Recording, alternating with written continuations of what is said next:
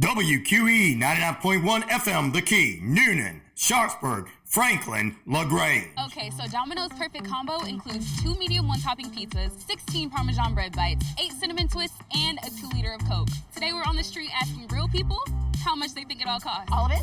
All of it. $44, $45? $34.99. The 2 pizzas are probably $10 each. $75. What if I told you that this Domino's Perfect Combo is only $19.99? Shut the front door. No way. No. This will feed a family. It's Domino's Perfect Combo, and it's all just $19.99. Looking for the right bank to be your partner? Experience the difference at Southern States Bank.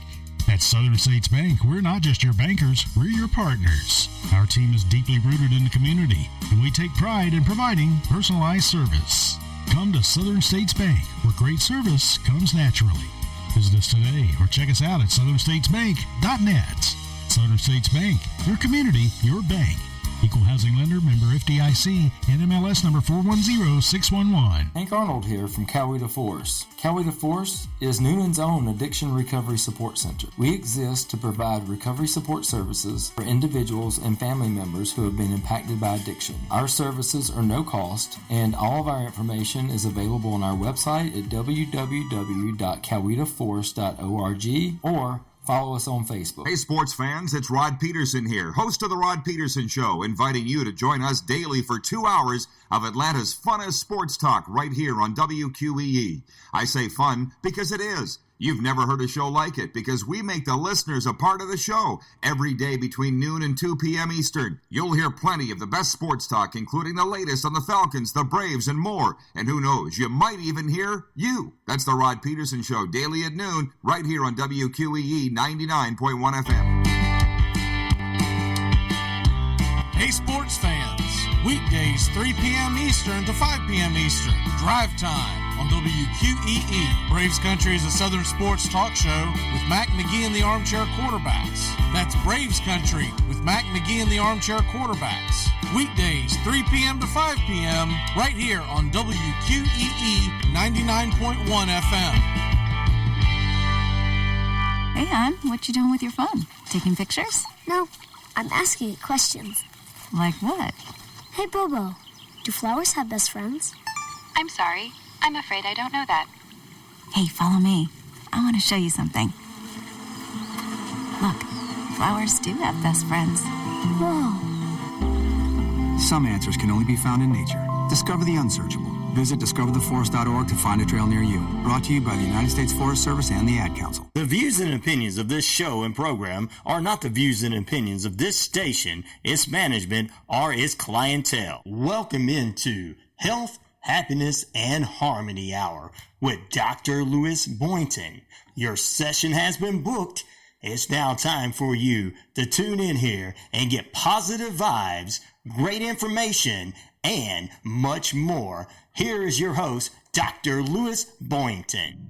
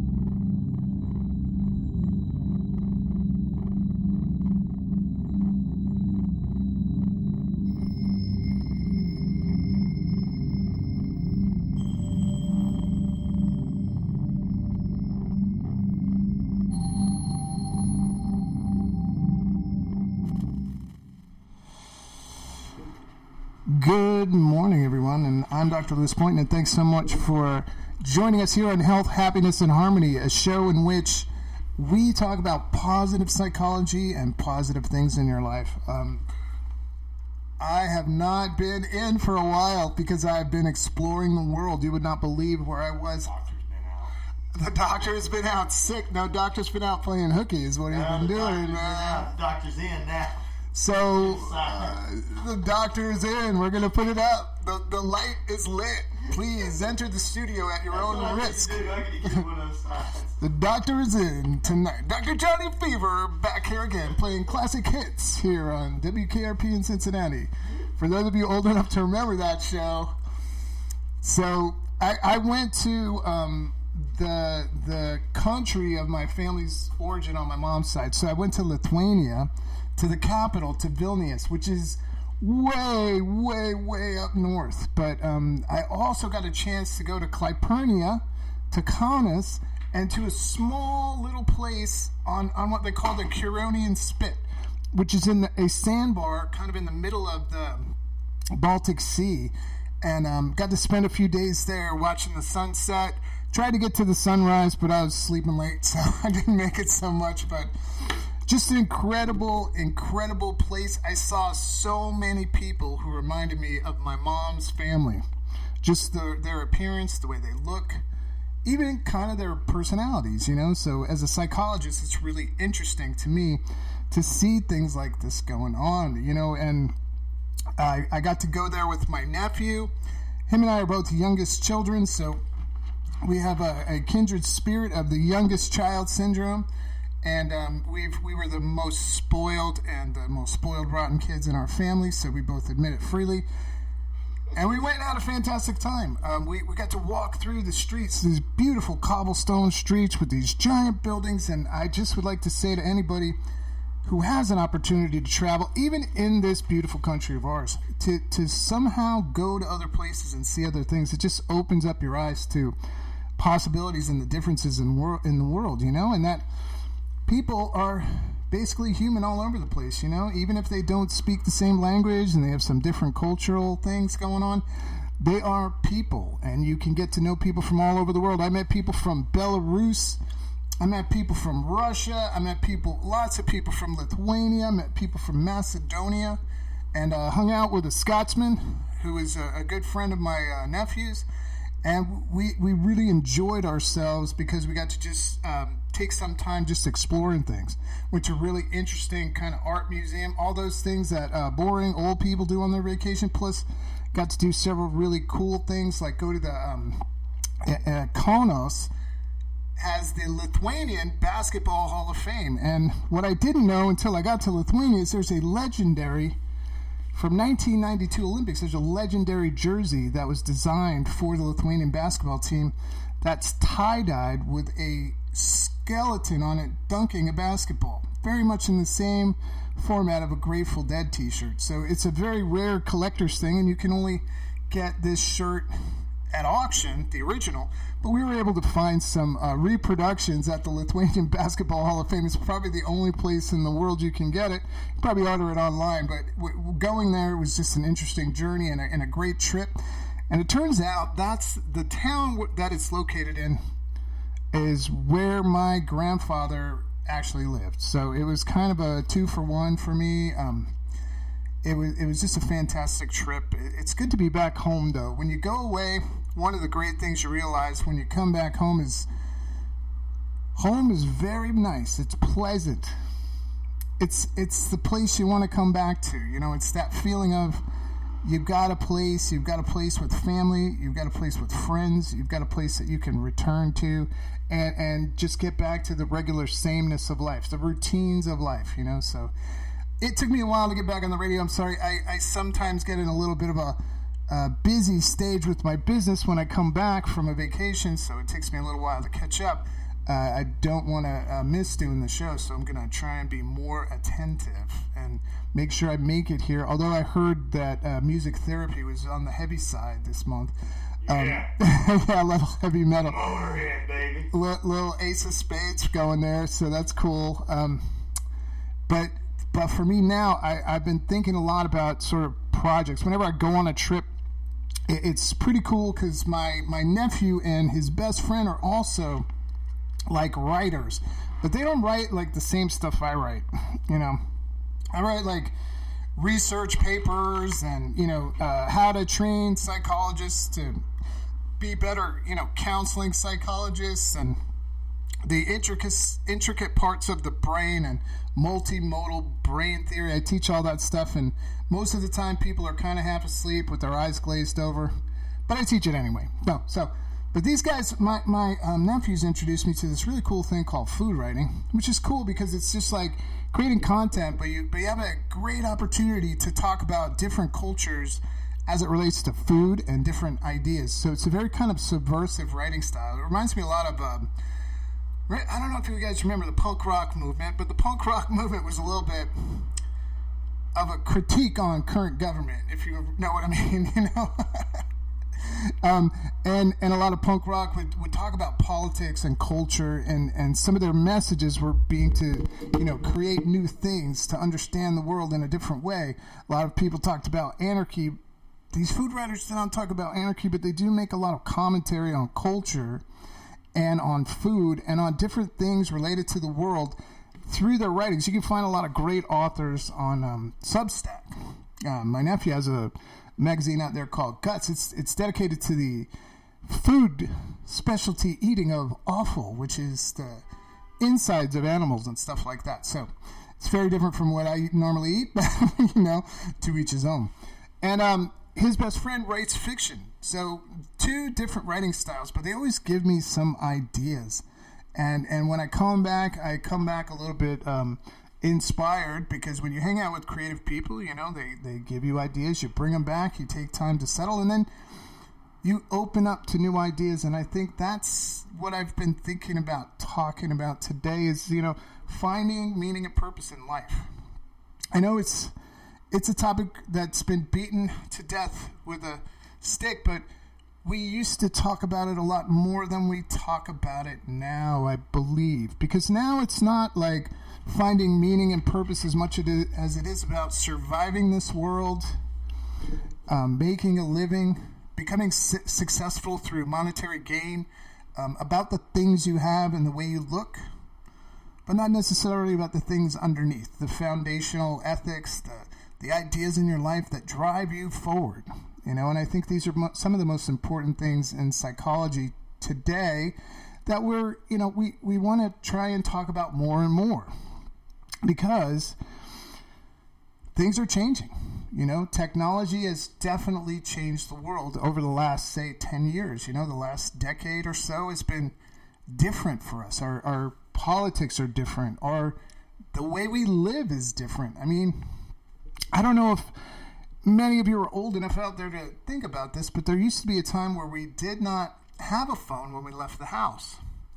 We didn't have to bring a phone with us because there were phones that we could use on the street and stuff. And most people in shops and things would let you borrow their phone, or they had a thing called a pay phone where you put money into a phone and then you press buttons to dial stuff, and you would carry a phone book with you with numbers that were important, or you would memorize. We used to memorize our home phone numbers, something that seems to be a bit of a lost art, but things have changed drastically since then. We are connected 100% of the time, even more sometimes, I think, than we want to be connected, and how do you take all those distractions and figure out the things in life that kind of move you forward, that make you feel good about life, the things that you pursue to help you feel as though life is worth living? This is something I've written about quite a bit. It's the concept of flourishing in life. It's the concept of having the good life, which is an idea that I've talked about over and over again in various forms, but these are practices that we use. And I know that's the title of the show, Health, Happiness, and Harmony. But these are all practices that we create, and we create these little things we do. Maybe you could call them rituals or habits or repetitive behaviors that help us to feel good in the world. The hard part comes with there's a lot of things that artificially do that for us with a more immediate sense than other things like meaning and purpose that we have to kind of delay the ability to feel happy about it. That's called delayed gratification.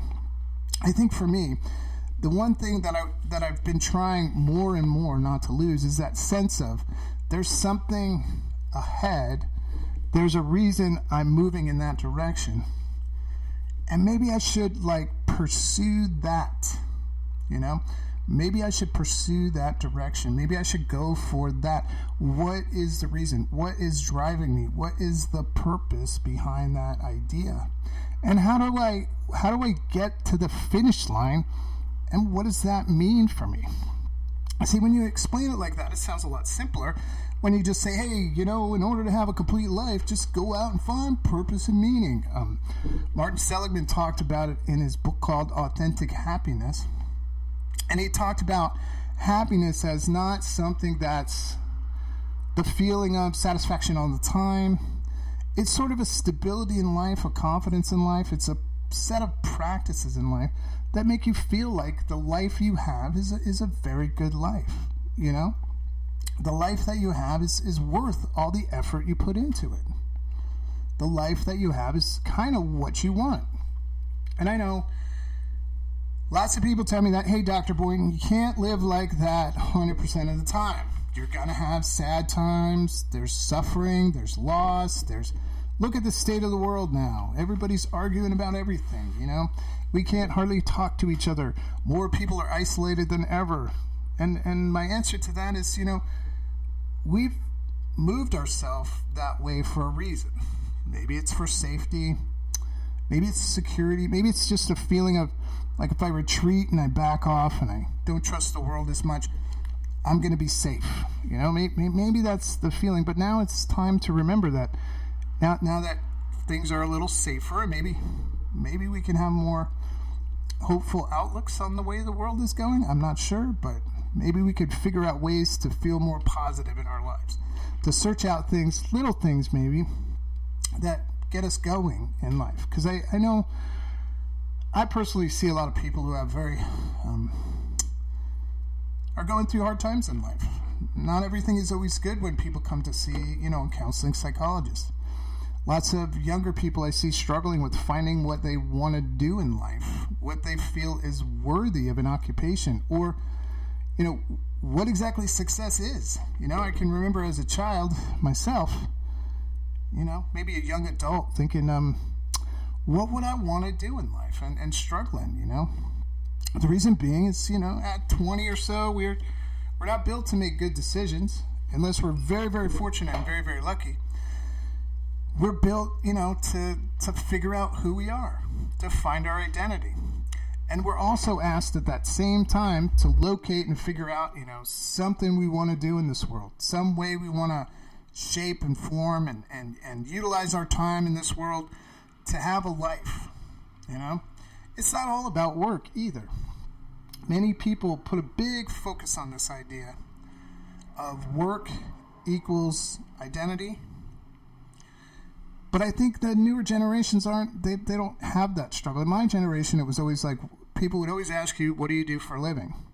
What do you do? I am, and what do you do? So now it seems like more people are interested in this idea of having a way to have a life, but also having a way to sustain that life in some way. That's a whole different thing of, I'm going to be a lawyer, I'm going to make lots of money, and when I make enough money, then I'll do good things in the world. And occasionally as a lawyer, I'll do some good things for people. I'll work on pro bono and things like that. Or I'm going to be a doctor, and I'm going to help out people. And, I may make a lot of money, but as I make that money and I get wealthier, I'll help out more and more people, because that's what it means to be a good human. Some people think like that, but not everyone. Some people think, I want to have a life that I really enjoy, that I'm open and free to do the things that I want to do, but also have the available funds to, live. Maybe not as a wealthy person, but maybe just to live in a moderate, easy way.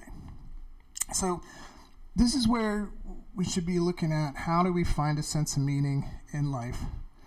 Not necessarily through our job, but through the things we do in life. The things we want to create, the things we want to be a part of, maybe even the things that we sort of do to help us get through the tough times.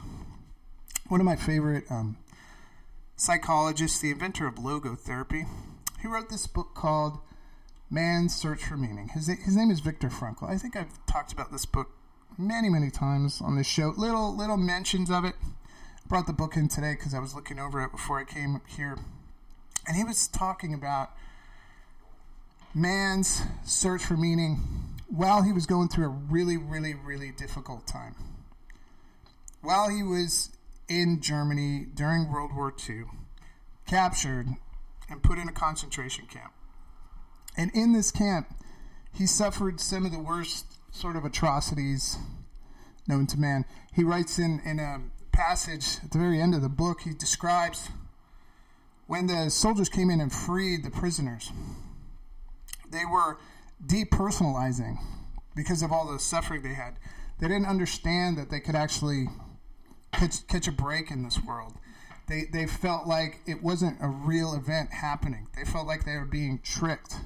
When they opened up the gates and asked them to leave the concentration camps, they had a hard time doing it because they felt like something might happen to them. They had suffered so much that they had actually lost that ability to find joy and happiness. And this is where he sort of, he had already written his theory of he calls it logotherapy.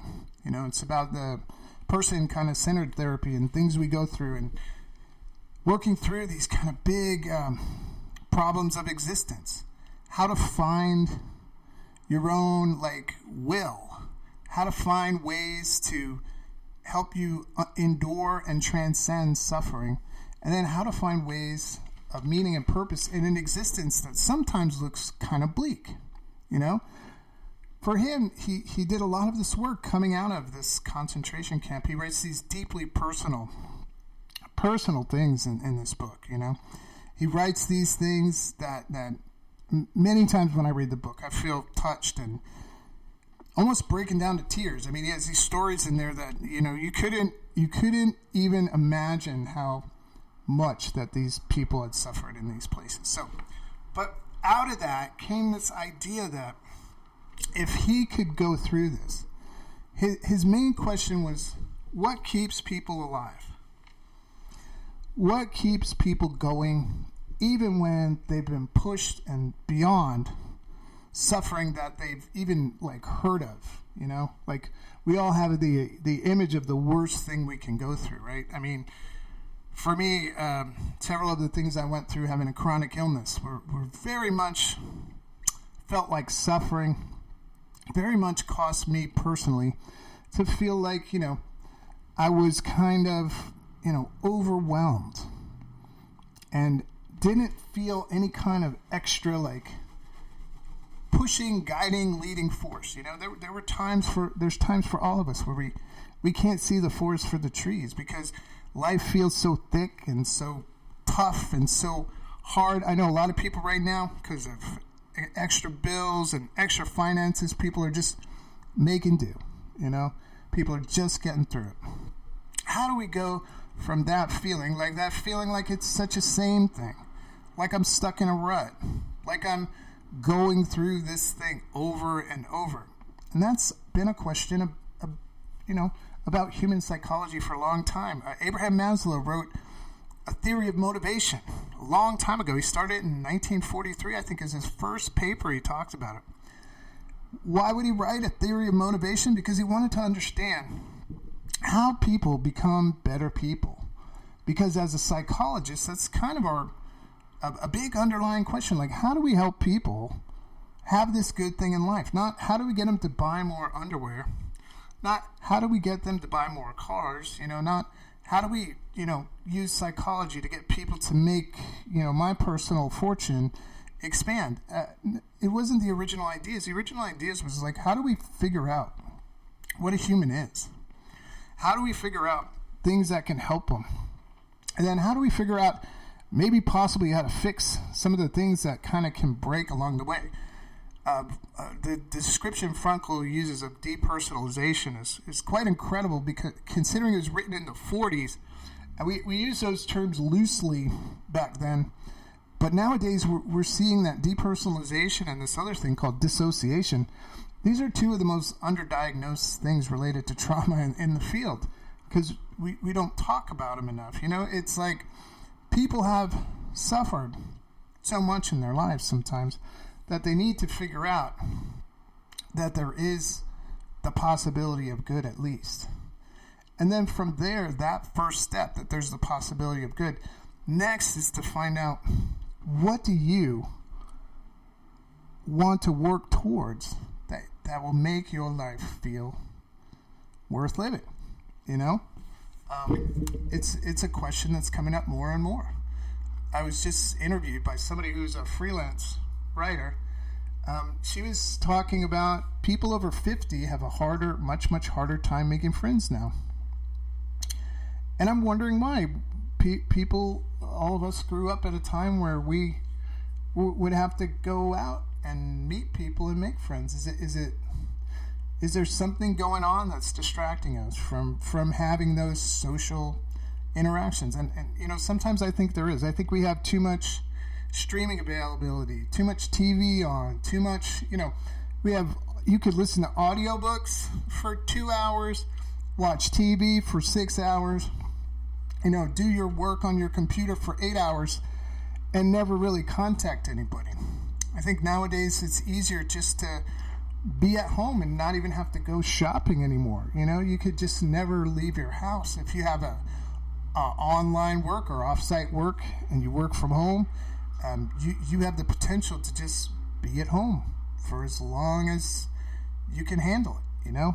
There used to be things that would, I feel like there used to be more things built into society that would invite us out. So we'll see if that will change over time, but it seems like more and more people are making efforts to go out. I know when I go to other countries, I see less, I see phones, everybody's got a cell phone, but less phones out as much as in this country, which is, it may just be the places I was, and went to this festival, and there were thousands of people walking around the street, families, friends, talking, people outside doing lots of things. So it gave me hope and encouragement that, there are different cultures that still do these social connecting things. And I think it happens in the U.S. It feels sometimes, for me, maybe it's because of my lifestyle and where I am, that the social abilities that people used to really have and really strengthen their character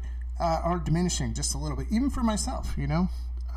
I talk to people all day long, so I still have to have a rapport and build this thing, but really it's something that we need to figure out. And I say that because communication and socialization are two things that help us define sort of purpose in life, to figure out what we want to do, to figure out where we want to be and where we want to go. Meaning is something that we work towards. Purpose is the force that sort of pushes us towards that. And I don't know how everybody finds it. Maslow, who wrote a theory of motivation, believed that first we have to feel safe. We have to have the basic needs, In order to have motivation, we have to have the basic needs met, which means food and shelter. And then we have to have relationships. And I guess I was thinking of that second step when I went off on my little ramble there, but that second thing is self-esteem. The feeling that you're okay. The feeling that you personally are worth living and you matter in the world. Third is this kind of set of love relationships, It's feeling though you belong in the world, And with those foundational things, the next step is kind of working on and working towards these ideas of actualization, which motivationally is like being and feeling like you're going to be okay, I think we used to at school talk about self-actualization as a very similar idea to like enlightenment. But I think Maslow was talking more about people who are confident in themselves. They sort of have a stable life. They have a life in which they don't have a lot of financial needs. They have a life in which they have enough food. They have kind of some security in their lives. And they're able to, you know, live a full kind of a balanced life, you know? He believed with all these things in place, we could motivate ourselves to be better and feel better, to do things beyond like our comfort zone, to take these risks, you know? Maslow also defined kind of different needs that humans have that also help them motivate themselves. Now, one of those is called a being need, and then the other one is called a deficiency need. So now, deficiency needs, these are things that help us to find sort of motivation to push through life. These are things that we're lacking, you know? So these are things we're usually pursuing more so out of like want, you know? Like out of a deficit and a want and a needing to find something. Then he has these other kind of needs called being needs. These being needs are things we do when everything's okay and we want to do more. Being needs would be things like, you know, having spiritual practices in your life. Being needs would be things more like trying to find new experiences that help you feel kind of elevated. In transpersonal psychology, we call them transcendental experiences, transcendent experiences where we feel beyond our own capabilities. Say like climbing a mountain, rock climbing, going on a hike, going on a journey that is a little bit uncomfortable for you, and then discovering that it's going to be okay and a great joy, you know? So his idea for motivation is that if we do these things and have these things and meet all these needs, we can become what he calls an actualized human, which just means we're living the life that we want to live. We've found some kind of a purpose. Usually the purpose is simply to be a better person and to have a better life. You know, it reminds me of, I brought 2 books with me today because I was torn between talking about, you know, these 2 different subjects, coming back, thinking about them. I was also reading another book called The Beginner's Mind. But this also reminds me of a lot of things, you know, within Maslow's sort of hierarchy of needs. His idea is that if we get to this place, we can be motivated. But as we get to this place of being motivated, we see the world in a different way. The world becomes a safe space. We feel as though we can participate and add to the world instead of take away from the world. You know, the idea that motivates us is to be better at things we really enjoy, you know? And, you know, some of this stuff is kind of old psychology. We've also discovered that there's another thing that helps us to get motivated, which I think is something that we could all do easily, but it's called the reflective imagination. This reflective imagination is not necessarily talked about as much, but it's more and more of a larger research area in neuroscience. So I know I'm talking a lot of psychology today, but the idea here is that, you know, psychologists are looking to help people live better lives, and they do research to understand, you know, they break everything down to these smaller ideas so they can understand how it relates to these bigger ideas. And this thing called reflective imagination is when you think and reflect on your life, and then you're comfortable enough to imagine a future that's completely positive. It's almost like when you dream a dream to make your life better, and you can see all the steps to get there. This is called reflective imagination. This is an idea that we use, you know, to propel us through life.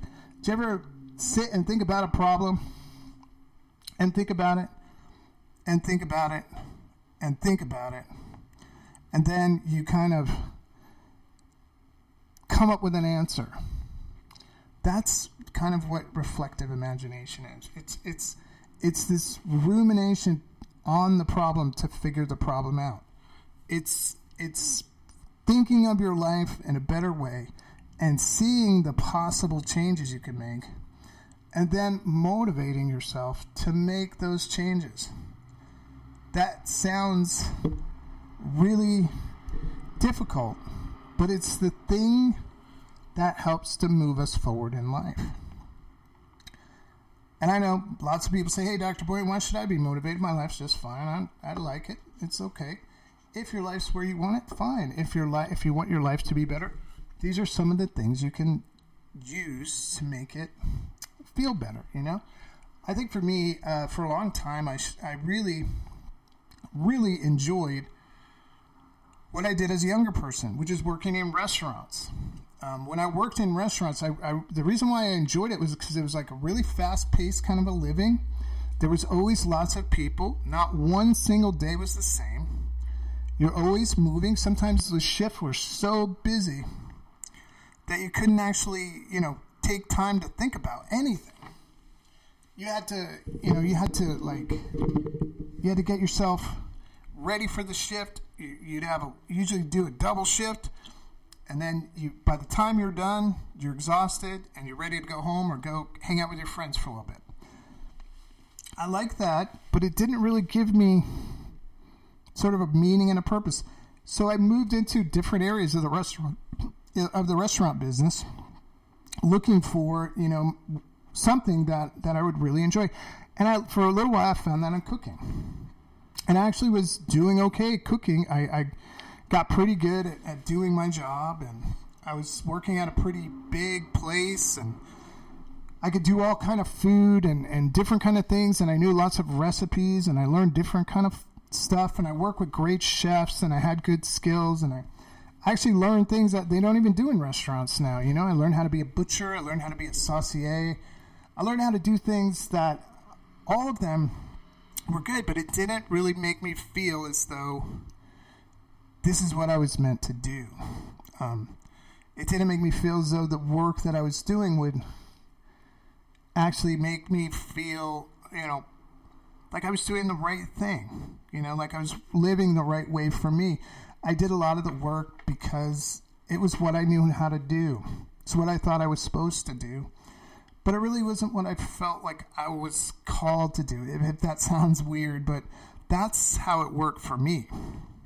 Later on, because of something that happened to me in life, it was an illness, I was pulled out of that profession. I could no longer do it because I couldn't sustain the work physically, I couldn't sustain doing the job. So it made me feel less than for a little while. And I got kind of bummed out.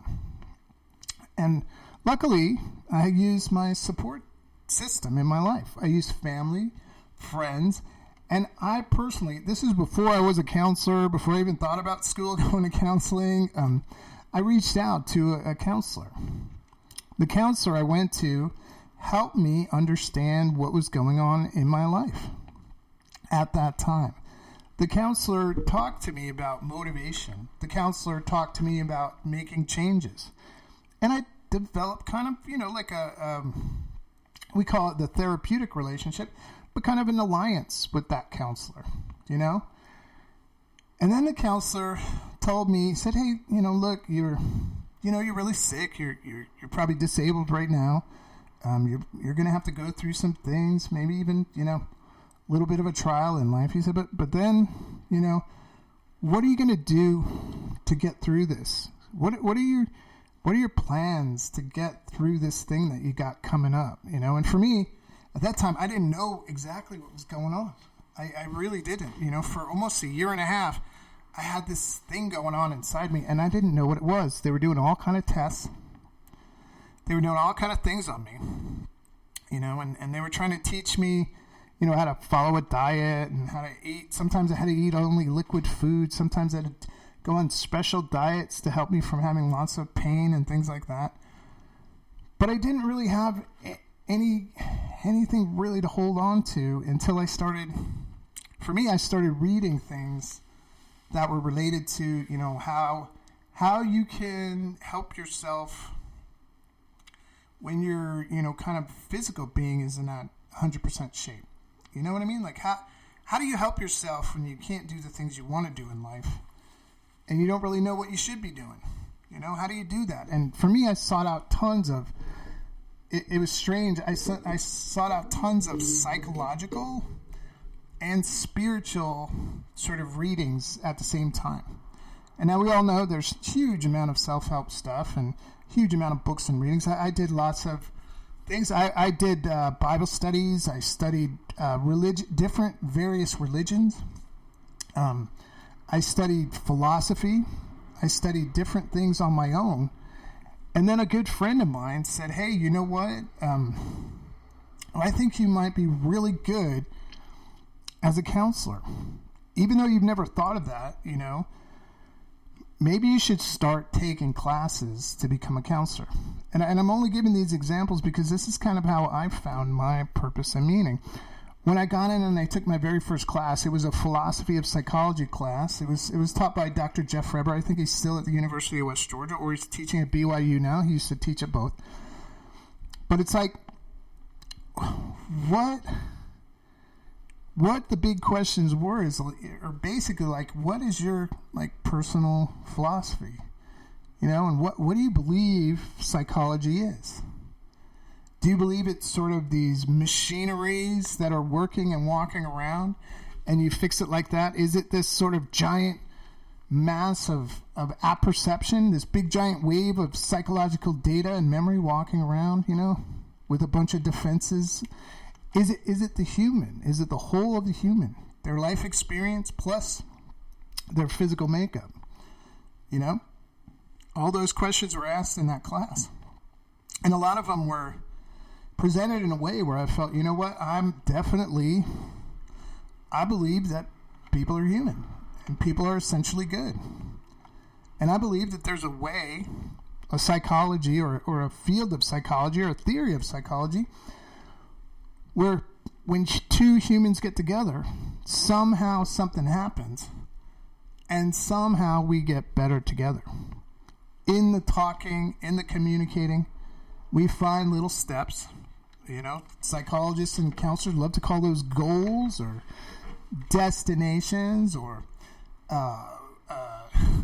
so many other different metaphors that I can think of. But the idea is to build a sense of who you are, to demonstrate that you can do some things in life that will make it better for you, and to believe that the risk of changing things is not that risky because things are changing all the time anyway, And when I started realizing that, that's where I felt like, hey, I could contribute to this by possibly, doing this work, by meeting people, maybe people who had experiences just like me, maybe had to change careers because of an illness, maybe people who had experienced things that I experienced within my illness.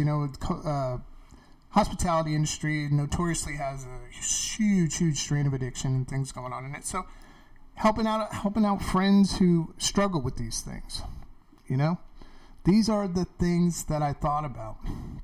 The more and more classes I took, the more and more people I met, and finally I got somebody in my life that helped me to actually see what it would be like to have a direction, to become a counselor, and that what my responsibility would be if I pursued this career. And those finding out those things helped me define this kind of purpose and meaning in my life. It's very, very strange. I still talk about things that I used to talk about in the early 2000s and the end of the 90s, at the turn of the century. It sounds weird, but coming into the 21st century, the things that I talked about were things I still talk about today. Is the goal in life is to find some kind of a purpose and meaning, and it sounds like it's talked about over and over and over again, but it's not just making it through life. It's not killing boredom. It's finding life awe-inspiring. It's gaining the sense that life is great and could be better. It's feeling that you personally, not that you have to be perfect, but that you could do more if you want to enhance your life.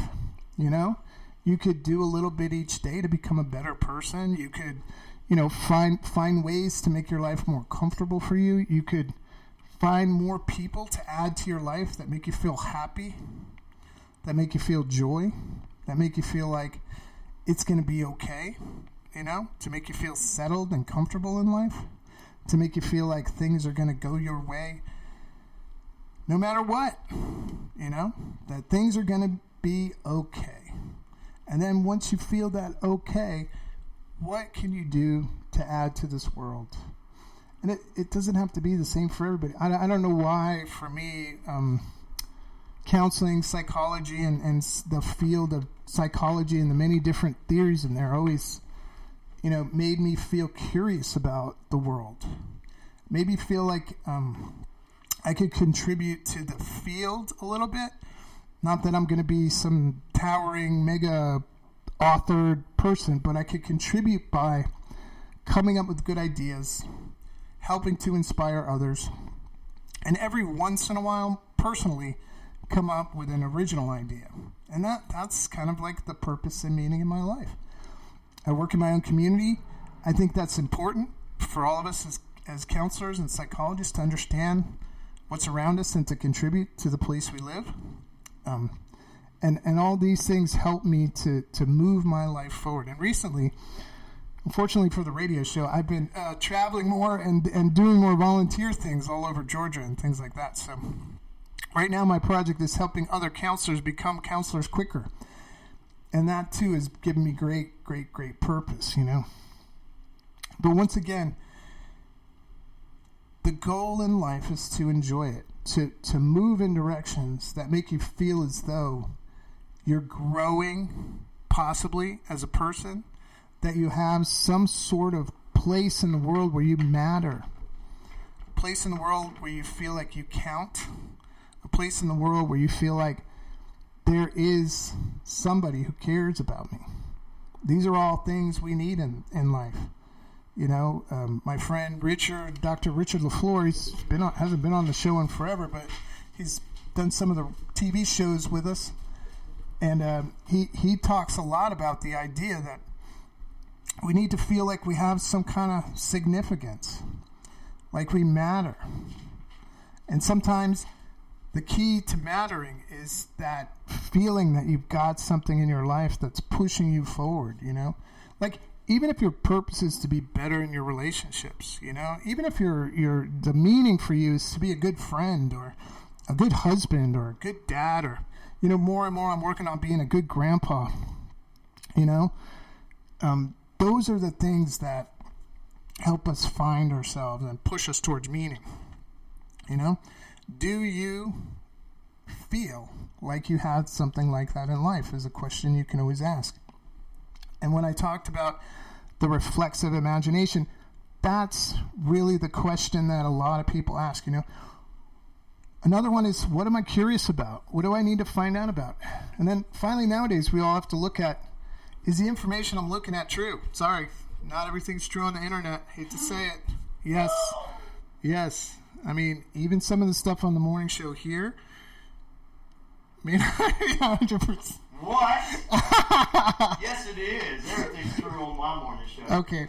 Well, we've got a rarity here, because sometimes, we're people, we overembellish, but it feels as though there's this quest to find out what truth is by obscuring truth, or there's a thing that you select what's true, and because you have that in your mind that's true, it becomes true. And that's normally not how truth works, okay? So you can't just make it up. No. Come on. That's what they do on the mainstream news. Well, we have a word for that. It's called fiction, and it's a story. Truth is a little bit different. Isn't there? Didn't there used to be a thing called fact and fiction?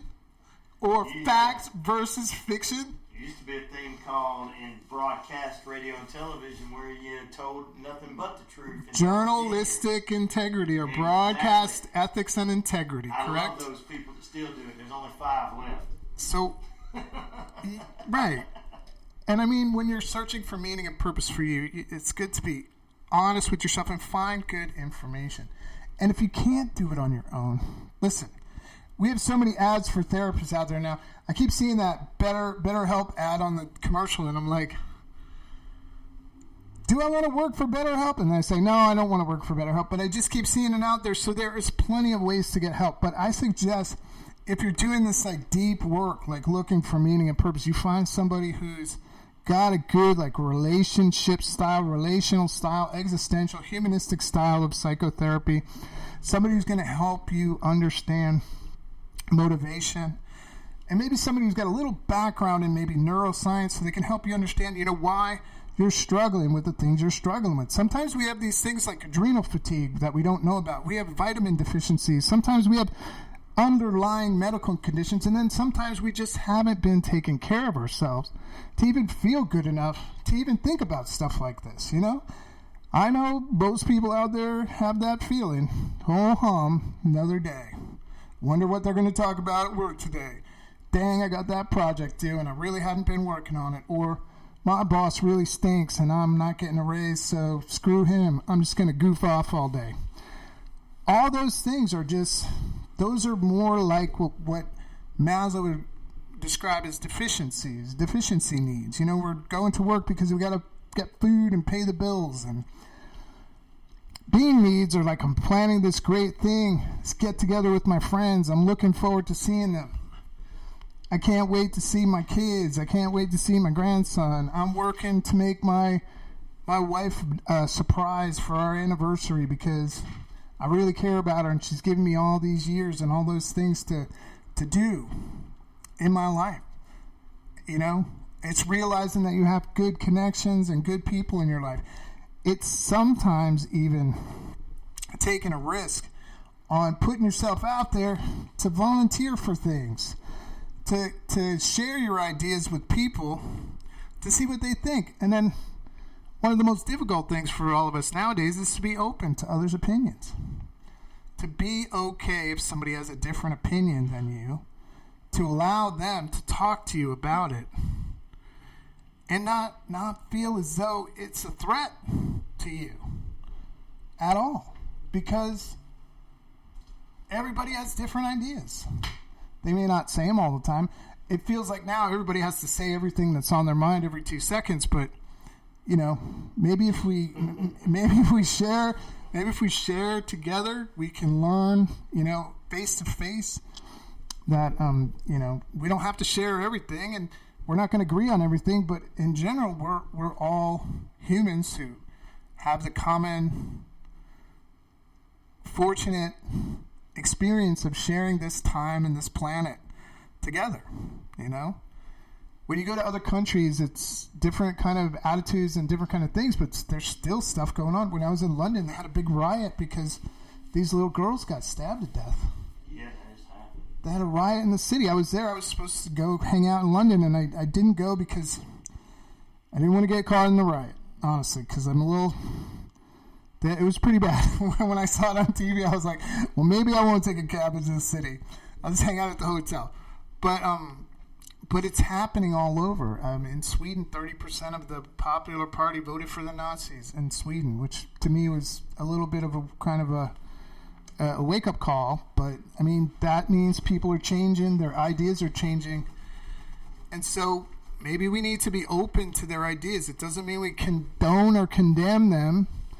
It means we can try to be open to them. And maybe if we're open enough, we have the opportunity to persuade people towards this thing we used to like to call a lot called nonviolence. Violence doesn't have to be the solution to everything, But I strayed a lot today. Sorry, haven't been on the show in a while, so I'm scattered all over the place. But the goal of the show is to try and work on finding meaning and purpose in your life. Sometimes it's a spiritual meaning, like I know a lot of great Christians, kind, generous people, and their meaning is just to be like the Christ that they worship, the caring, the loving, compassionate one, and to give the forgiveness that they had received, to others. Those are people I really respect, There's tons of people out there who have what they call spiritual beliefs, but not religious. Those are people who went to church formally. We have tons of those around us. they went to church, and now they kind of live their own spiritual thing. They have their own practices and their own special ways of honoring their spiritual walks. But for me, personally, it was through a variety of experiences. It's actually a book written by William James, A Variety of Religious Experiences, where he talks about different ways that people experience these spiritual growth moments. And for me, one of the biggest ones is that realization that I felt some calling to do something in my life. And then a drive and a push to do it, even when I was not physically able to, even when I had to push through it and really, really, really couldn't make it, even like a half a mile walking, because I was so tired and exhausted. But through all that, I actually got to do a lot of things that I never thought possible in my life. And through that, I still feel an urge to move forward. Even at my age of 198, I still push myself through these things, feeling older and older every day as my grandson gets taller and taller. But I still find that there is a great joy in life if we can find it. There's meaning and purpose in life for all if you search for it.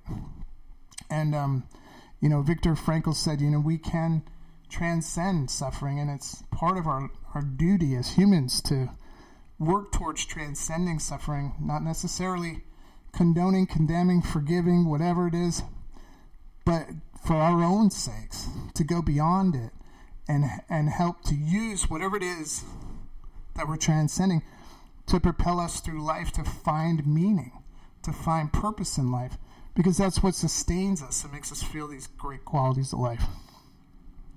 It's good to be back on the radio. Sorry I was gone for so long. I'm going to try not to. I brought my music in and didn't even play it because I was a chatty Cathy. But that's all right. I'm glad to be back. I hope everybody is enjoying their hot summer here in Georgia. And we'll be back next week.